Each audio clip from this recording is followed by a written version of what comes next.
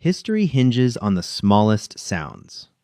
When the armada of the Kalan Ascendancy darkened Earth's skies, offering total subjugation or extinction, the galaxy held its breath. They expected weeping.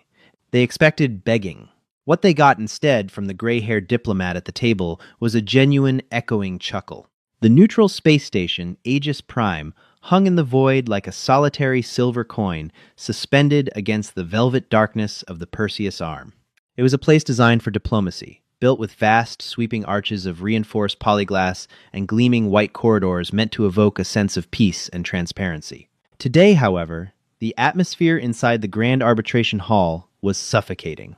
The air recyclers hummed with a desperate metallic whine, struggling to scrub the scent of ozone, nervous sweat, and impending doom from the room. Ambassador Smith Pendleton sat at the edge of the immense, crescent-shaped obsidian table.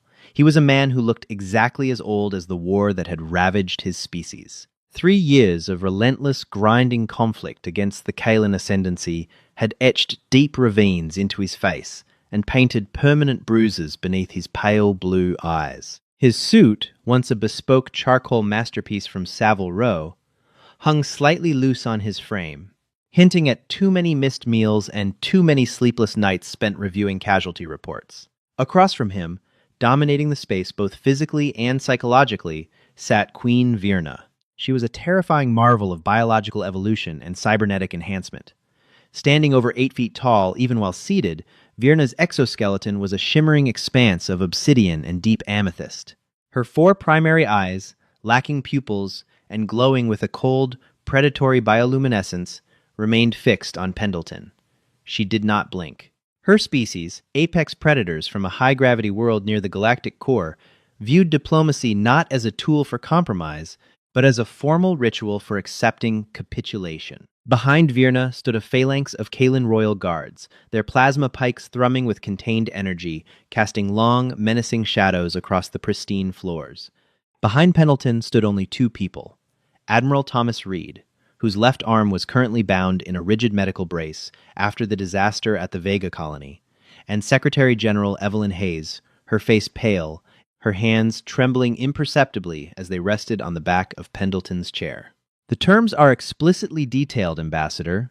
Queen Virna's voice echoed through the translation matrix, the synthetic voice carrying the low, guttural clicks and hisses of her native tongue beneath the polished English words.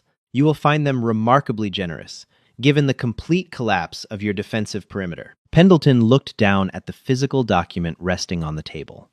The Kalan insisted on physical media for treaties, a flex of power, proving they controlled the resources to waste on parchment. The document, officially designated as the Accord of Saul, was nothing short of an extinction-level event disguised as a legal contract. It demanded the immediate and unconditional disarmament of all United Nations military vessels. It required the dismantling of the orbital defense grid around Earth and Mars.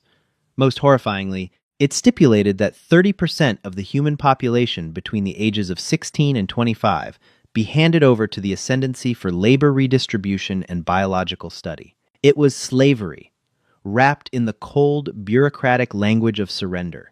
Earth was cornered. Over the past 36 months, humanity had fought with the ferocity of a cornered badger, but ferocity alone could not stop plasma torpedoes.